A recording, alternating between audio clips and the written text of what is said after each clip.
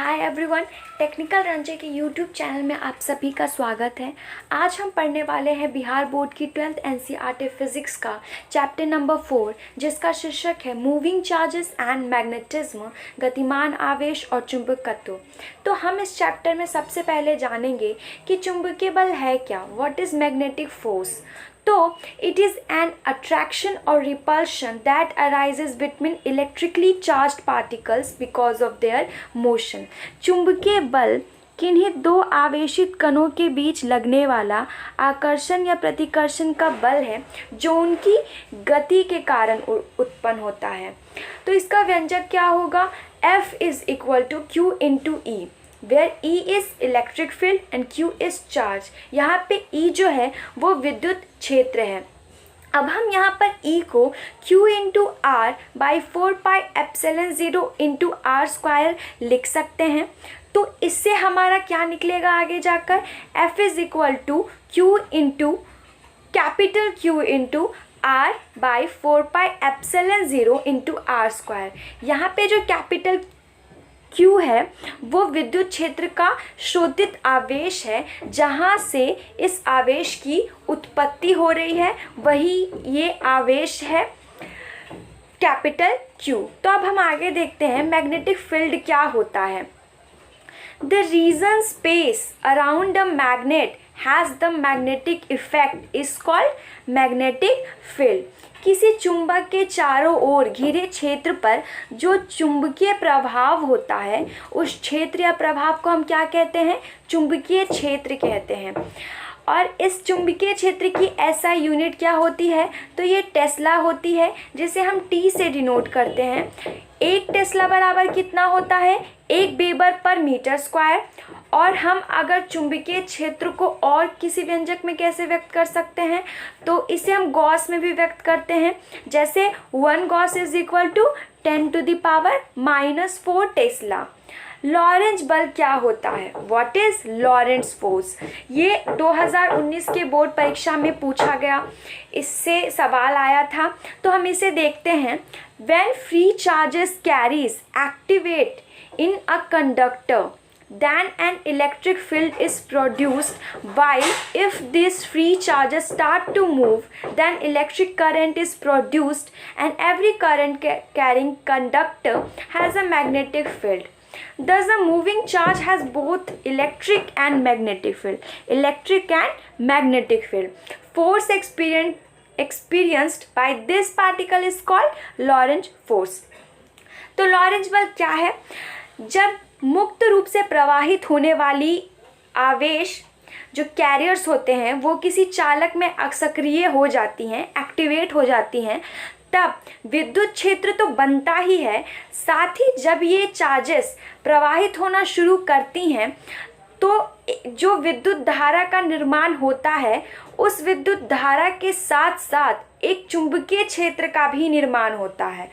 और इसके कारण, उस मूविंग चार्ज के कारण विद्युत क्षेत्र और मैग्नेटिक जो फील्ड है, चुंबकीय क्षेत्र, वो दोनों ही उत्पन्न होते हैं।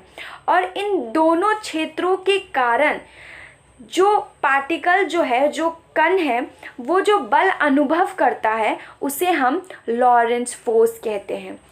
मुझे उम्मीद है कि आप ये समझ गए होंगे। तो लॉरेंस फोर्स की गणना हम कैसे करेंगे?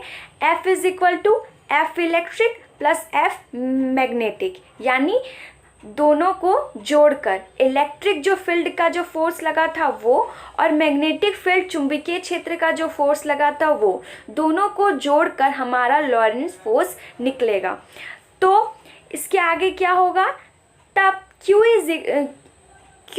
Into E R electric field का plus V into V R is equal to QVV sine theta, where Q यहाँ पे चार्ज है, V वेलोसिटी है, कण का जो वेग है वो यहाँ पे V है, और B जो है यहाँ पे मैग्नेटिक फील्ड जो बन रहा है वो यहाँ पे B डिनोट कर रहा है। और यहाँ पे जो साइन थीटा है, तो जो थीटा है वो कण के आवेग और जो मैग्नेटिक फील्ड है उसके मध्य का जो कोण एंगल जो बन रहा है उसका कोण है। तो ये हो गया हमारा लॉरेंट फोर्स का मात्रक। आगे देखते हैं विद्युत धारावाही चालक पर चुंबकीय बल की गणना हम कैसे करेंगे। Magnetic force on current carrying conductor, आप इसे किस तरह से कैलकुलेट करेंगे। तो इसके लिए व्यंजक क्या है, F is equal to Q V D B sine theta, where V D जो है वो यहाँ पे ड्रिफ्ट वेलोसिटी है, ये अपवाह वेग है उस कण का। तो हम इसे आगे लिख सकते हैं F is equal to I into L into B. यहाँ पे L एक सदिश राशि आप मानकर लेके चलिए, और ये जो है उस जो धारावाही जो चालक है L जो है इसकी लेंथ है। तो आगे हम इसे कैसे लिखेंगे, N Q into V D into L into V. अब आप जानना चाहेंगे कि एन क्यू वी डी क्या है, तो एन क्यू वी डी यहाँ पे विद्युत धारा का घनत्व है। तो ये है हमारा magnetic force on current carrying conductor. अब हम आगे देखते हैं साइक्लोट्रॉन के बारे में, हम जानते हैं ये क्या होता है। साइक्लोट्रॉन जो है वो किसी भी परिपथ में, किसी भी इलेक्ट्रिक फील्ड में, मैग्नेटिक फील्ड में जो आयनों की ऊर्जा होती है, जो आवेशों का जो निकाय होता है उसमें जो ऊर्जा होती है, उसको बढ़ाने के लिए, उसे कैलकुलेट करने के लिए हम इसका उपयोग करते हैं। तो सबसे पहले हम यहाँ पे फिगर देखते हैं साइक्लोट्रॉन का। तो साइक्लोट्रॉन जो है यहाँ पे दो डी जो कैपिटल लेटर्स होता डी होता है उसकी तरह यहाँ पे दो भागों में बटा हुआ है और उसी की तरह ये दिखता है। तो ये जो पहला वाला जो यहाँ पे क्षेत्र है ये D1 है, दूसरा वाला जो क्षेत्र है ये D2 है, और ये जो बाहर का जो पृष्ठ है ये चुंबकीय क्षेत्र से बाहर का पृष्ठ है, और अंदर जो साइक्लोट्रॉन जो यहाँ पे गोल गोल बना हुआ है वो अंदर का चुंबकीय क्षेत्र है। यहाँ ये जो है वो एक पट्टिका है जिसे विक्षेप पट्टिका कहते हैं, और यहाँ पे आप देख सकते हैं आवेशित कण है, और ये है दोलक। तो इसके लिए व्यंजक क्या है, T is equal to 1/VC is equal to 2πm/QB। तो यहाँ पे VC जो है वो साइक्लोट्रॉन की आवृत्ति है। साइक्लोट्रॉन की आवृत्ति का मतलब दोलन करने के बाद, जैसे हम आवर्तकाल जानते हैं कि एक आवर्तकाल में कितने 2 सेकेंड्स होते हैं, 2 बार दोलन करता है, उसी तरह साइक्लोट्रॉन की आवृत्ति क्या है, ये जो दोलन करने की जो उसका समय है वो इसकी आवृत्ति है। ये है VC साइक्लोट्रॉन की आवृत्ति, और T जो है इसका परिक्रमण पथ। ये जो यहाँ पे इस तरह से घूम रहा है ये इसका क्या है, परिक्रमण पथ। तो VC is equal to QB/2πm। दूसरी बात ये है कि साइक्लोट्रॉन का आविष्कार किसने किया था, ये भी क्वेश्चन पूछा जाता है। तो इसका आविष्कार 1934 ईस्वी में E.O. लॉरेंज तथा M.S. लिविंगस्टोन ने किया था। इसी कारण ये साइक्लोट्रॉन जो है ये एक हमारे लिए आवेशों के निकाय की जो आयामित ऊर्जा होती है उसको बढ़ाने के लिए, आवेशित कण की ऊर्जा को बढ़ाने के लिए हम इस युक्ति का प्रयोग करते हैं। आगे हम देखते हैं मैक्सवेल का क्रॉक स्क्रू नियम क्या है। मैक्सवेल क्रॉक स्क्रू लॉ क्या है, तो यदि एक काग पेच को हम हाथ में लेकर इस तरह से घुमाते हैं कि वो धारा की दिशा में आगे की ओर बढ़े, किस दिशा में, धारा की दिशा में आगे बढ़ना चाहिए, तो अंगूठा जो थंब है उसके गति की दिशा जो है वो चुंबकीय बल रेखाओं की धनात्मक दिशा बताती है। तो हम इसे इंग्लिश में देख लेते हैं। If a corkscrew be taken in right hand, दाहिने हाथ में, and rotated in such a way that electric current is passed forward in the direction of the tip, then the direction of the thumb of the hand is along the positive direction of the magnetic lines of the force. ये है हमारा Maxwell का corkscrew law. दूसरा है हमारा Fleming का right hand rule, Fleming का दाहिने हाथ का नियम। तो हम इसे जानते हैं, if the right hand is kept on a current carrying wire in such a way that thumb, अंगूठा, फोर फिंगर, तर्जनी, मिडिल फिंगर मध्यम उंगली are mutually perpendicular, समकोणिक to each other, and forefinger be along the deflection of the magnetic needle, then the thumb of the hand is along the direction of the magnetic lines of the force. ये है हमारा Fleming का right hand rule. तो अब हम इसे देखते हैं, इस तरह से समझिए. अगर हम कोई तार लेते हैं और उसमें धारा प्रवाहित होती है, तो उस तार के ऊपर यदि हम दाहिने हाथ को रखकर अंगूठा और पहली 2 उंगलियों को इस तरह फैलाते हैं, पहली 2 उंगलियां यानी जो तर्जनी है और जो मध्य उंगली है, उसको इस तरह से फैलाते हैं कि वे एक दूसरे को समकोणिक दिशा में वो दोनों हैं. और यदि तर्जनी फोर फिंगर जो है वो धारा की दिशा, करंट की जो दिशा है वो बताती है, और बीच वाली जो उंगली है वो सुई की विक्षेपित दिशा, जो मैग्नेटिक नीडल है उसकी दिशा बता रही है. तो अंगूठे की दिशा कौन सी दिशा चुंबकीय बल को डिनोट करेगी. यहाँ पे जो थंब है वो चुंबकीय बल को डिनोट करेगा. ये हमारा फ्लेमिंग का राइट हैंड रूल. फ्लेमिंग का एक लेफ्ट हैंड रूल भी है, तो हम वो देखते हैं. फ्लेमिंग का वाम हस्त नियम.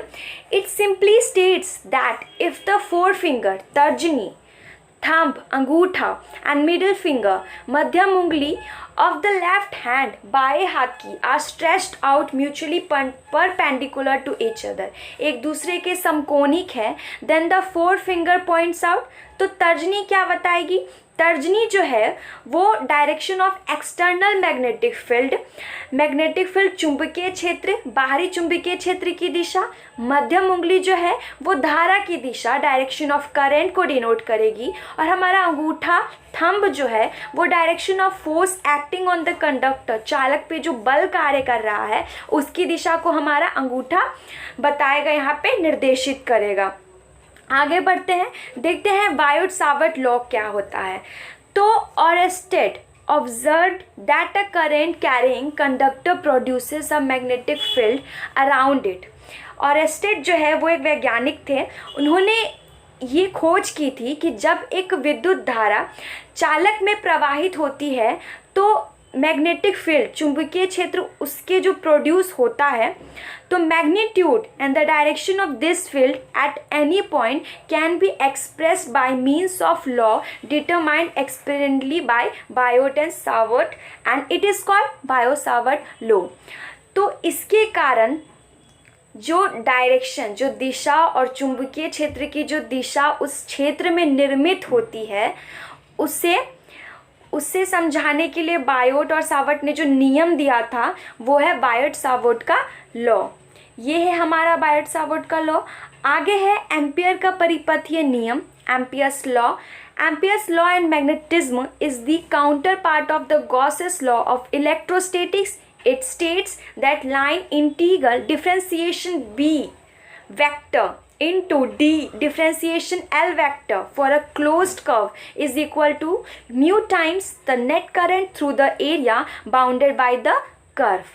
एम्पियर का जो लॉ है वो चुंबकत्व के काउंटर पार्ट में जो गॉस का लॉ होता है उसको स्टेट करता है, और ये किसी वक्राकार क्षेत्र में जो करंट, औसत जो करंट, नेट करंट जो प्रवाहित हो रहा है उस कर्व में, उस वक्रीय चुंबकीय क्षेत्र में, उसकी गणना करता है. एम्पियर का परिपथीय नियम ये कहता है. आगे देखते हैं.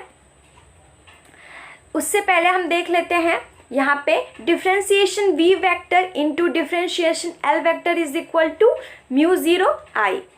यही है एम्पियर का परिपथीय नियम. इससे इस व्यंजक के द्वारा हम समझ सकते हैं. गैल्वेनोमीटर क्या है? What is galvanometer? Galvanometer are the electrical devices used for the detection और measurement of the electric current. ये विद्युत धारा को मापने की एक युक्ति है गैल्वेनोमीटर. तो हमारे इस चैप्टर में इतना ही था. हम सिर्फ उन्हीं चीज़ों का अध्ययन, उन्हीं सेलेक्टेड टॉपिक्स का अध्ययन करेंगे, उन्हें ही पढ़ेंगे जो हमारे एग्ज़ाम में पूछे जाते हैं. तो हमने इन सेलेक्टेड टॉपिक्स का अध्ययन कर लिया. तो अब हम देखते हैं कि इस चैप्टर से रिलेटेड 2019 के बिहार बोर्ड एग्ज़ाम में कौन से क्वेश्चंस पूछे गए थे. तो एक ऑब्जेक्टिव है, लॉरेंट्ज बल के लिए कौन सा व्यंजक सही है? Which of the expressions is correct for Lorentz force? Option A F vector is equal to Q into E vector plus V vector into B vector. B F is equal to Q into E vector plus V vector into B vector. F vector is equal to Q into E vector plus V vector plus V vector. या फिर F vector is equal to Q into E vector plus V vector into V vector. तो इसका सही जवाब क्या होगा? इसका सही जवाब हमारा ऑप्शन ए होगा। F vector is equal to Q into E vector plus V vector into B vector. यहाँ पे जो ऑप्शंस है इसमें आप डी जो ऑप्शन है इसमें आप कंफ्यूज मत होइएगा, क्योंकि V vector into B vector जो है यहाँ पे पहले आएगा, इसीलिए option A is correct, D यहाँ पे करेक्ट नहीं है।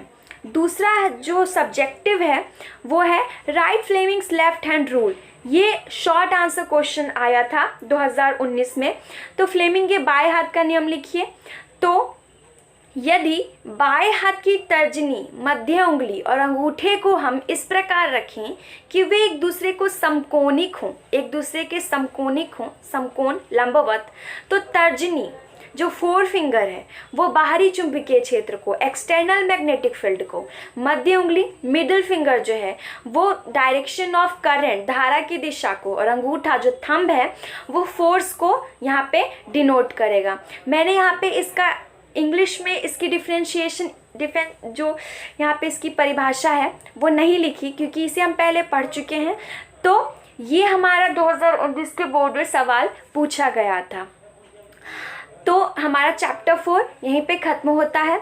अगर आपने इससे पहले चैप्टर 1, चैप्टर 2 और चैप्टर 3 नहीं पढ़ा है तो आप इस चैनल के प्लेलिस्ट में जाके उन चैप्टर्स को भी पढ़ सकते हैं जो इम्पोर्टेंट है। तो आज के लिए इतना ही। Thank you for watching.